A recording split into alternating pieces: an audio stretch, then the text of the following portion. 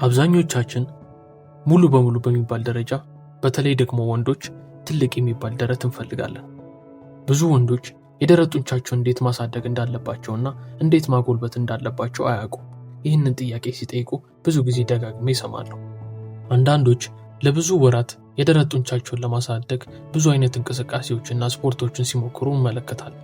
ነገር ግን ብዙ አይነት ስፖርታዊ እንቅስቃሴ ሞክረው ለውጥ ሳያመጡ እዛው በነበሩበት የቀጠሉ አብዛኞች ናቸው።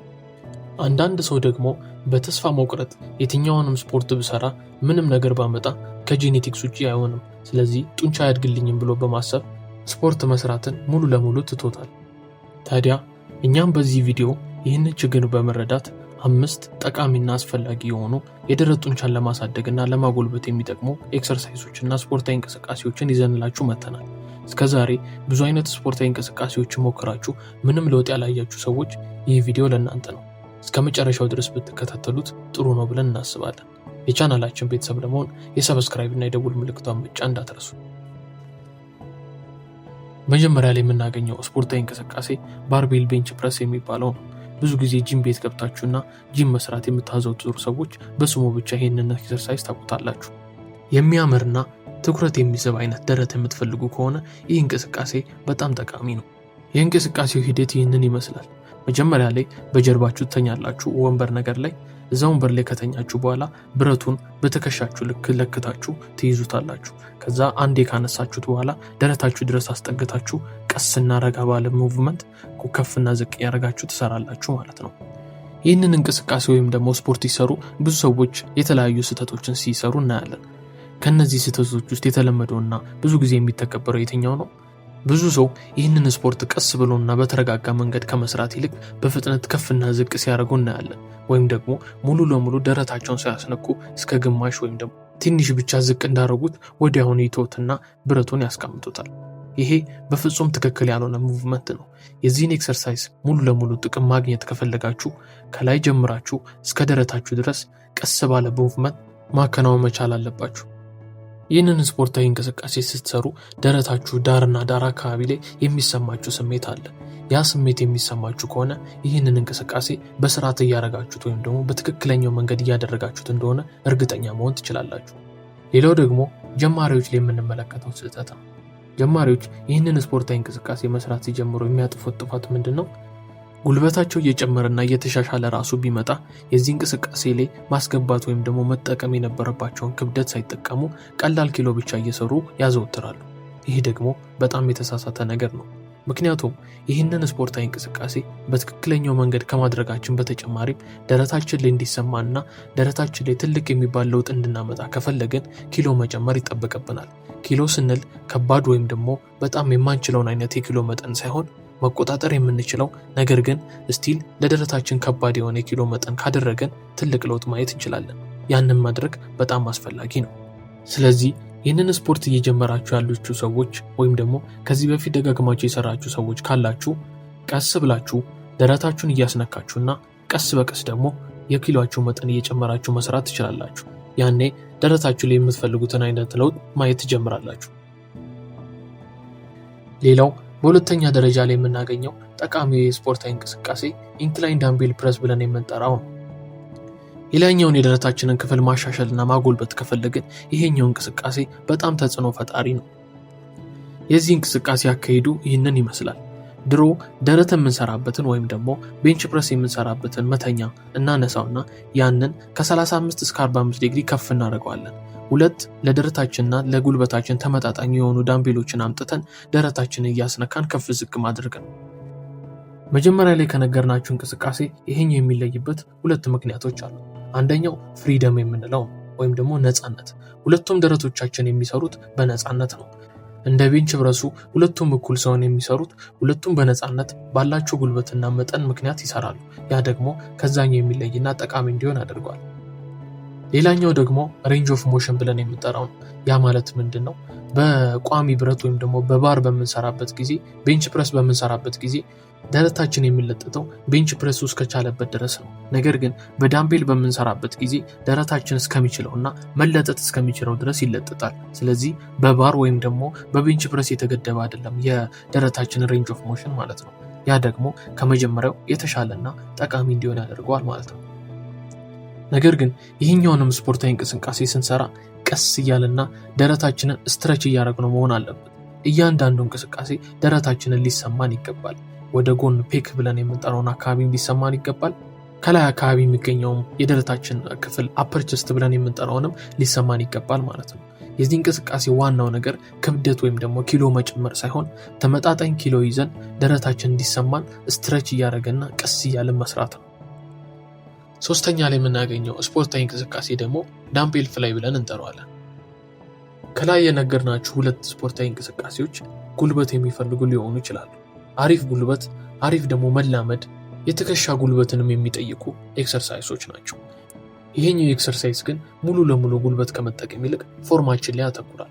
የምንሰራበት መንገድ ትልቅ ተጽዕኖ አለው። አሰራሩ ይህንን ይመስላል። ፍላት የሆነ መተኛ ላይ ከተኛም በኋላ ሁለት ቀለል ያሉ ዳምፔሎችን እንይዛለን። ከዛ እንደ ቅድሙ ወደ ላይና ወደ ታች ከመግፋት ይልቅ ከቀኝ ወይም ደግሞ ከግራችን አምጥተን ሁለቱንም ዳምፔል ወደ መሃል ደረታችን እናመጣዋለን። ደረታችንን እንደምንከፍትና እንደምንዘጋ ማለት ነው። ይህንን ስናደርግ ግን ቀላል የሆኑ ዳምፔሎቹ መያዝ አለብን። ከዛ በተጨማሪም ደግሞ ኤልቦአችንን ወይም ደግሞ ክርናችንን በትንሽ ዲግሪ አጥፍ ማድረግ አለብን። ቀጥ አድርገን አይደለም መስራት ያለብን። ያንን ጋረከን በኋላ ሁለቱንም እጆቻችንን ከጎናቸው አምጥተን ወደ መሃል ደረታችን ማምጣት ነው ኤክሰርሳይሱ። ይህንን ስንሰራ በጣም በዝግታና ቀስ ባለ መንገድ መሆን አለበት። ሁለቱንም እጆቻችንን አንስተን ወደ መሃል ደረታችን በምናመጣበት ሰዓት ቸስታችን ወይም ደግሞ ደረታችን አካባቢ ስትሬች የማድረግ ስሜት፣ የመለጠጥ ስሜት ሊሰማን ይገባል። ያ ካልተሰማን ኤክሰርሳይሱን ወይም ደግሞ ስፖርታዊ እንቅስቃሴውን በትክክለኛው መንገድ እያደረግን አይደለም ማለት ነው። ይሄኛው እንቅስቃሴ ሙሉ የደረት ክፍላችንን የሚያሰራ ነው። አፐር ቸስት፣ ሎወር ቸስት ወይም ደግሞ ሚድል ቸስት ብሎ የሚከፋፈል ሳይሆን ሙሉ ለሙሉ ሶስቱንም ከፔካችንም ጨምሮ የሚያሰራልን እንቅስቃሴ ሲሆን ብዙ ሰዎች ችላ የሚሉት አይነት ኤክሰርሳይዝ ነው። አራተኛ ላይ የምናገኘው ብዙ ሰዎች የሚያውቁትና የተለመደውን እንቅስቃሴ ነው። ያም ደግሞ ፑሽአፕ ተብሎ ይጠራል። ነገር ግን ኖርማሉ መሬት ላይ ብቻ ተኝተን የምንሰራው ሲሆን ትንሽ ከፍ ብለንና የተለያዩ ዌይቶችን ወይም ደግሞ ክብደቶችን ጀርባችን ላይ ጨምረን የምንሰራው አይነት ፑሽአፕ እንጂ የተለመደው አይነት አይደለም። ፑሽአፕን በትክክለኛው መንገድ ከሰራ ነው ደረታችንን ለማጎልበት ብቸኛውና አስፈላጊ ኤክሰርሳይዝ ነው ብለን መደምደም እንችላለን። የዚህን እንቅስቃሴ አሰራር አብዛኞቻችሁ ታውቁታላችሁ ብለን እናስባለን። ነገር ግን ለመናገር ያህል አሰራሩ ይህንን ይመስላል። በሾልደራችን ወይም ደግሞ በትከሻችን ልክ መሬት ላይ እጃችንን ካስቀመጥን በኋላ ስንወርድ ቀስ ብለንና ሳንንጋደድ ሁሉም ሰውነታችን እኩል መውረድ አለበት። ደረታችን መሬት ቢነካ ይመከራል። ካልሆነም መሬት ባይነካልንም እስከቻልነው ድረስ ብንተኛ የተመረጠ ነው። ብቻ ብዙ ከፍ አንበል። ትንሽ ብቻ ሰርተን በፍጥነት የምንሰራው አሰራር ፑሽአፕ ተብሎ አይጠራም። አብዛኛው ሰው ፑሽአፕን በተሳሳተ መንገድ ሲሰራ እመለከታለሁ። ቀስ ብለው በዝግታ ደረታቸውን ስትረች እያደረጉና እያፍታቱ ከመስራት ይልቅ ብዙ ሰዎች ለቁጥር ብለው በፍጥነት ሲሰሩ አያለው። ይህ ትክክል ያልሆነ አሰራር ነው። 25-30 እንዲሞላለን ብለን ከፍጥነት በምንሰራው ይልቅ 15 ጽድት ያለና ቀስ ብለን የምንሰራው ፑሽአፕ በጣም የተሻለ ለውጥ ያመጣልናል። አምስተኛ ላይ የምናገኘው ጂም የምንሰራ ከሆነ ኬብል ብለን የምንጠራውና ቤት ውስጥ የምንሰራ ከሆነ ደግሞ ሬዚስታንስ ባንድ ብለን የምንጠራው ነው።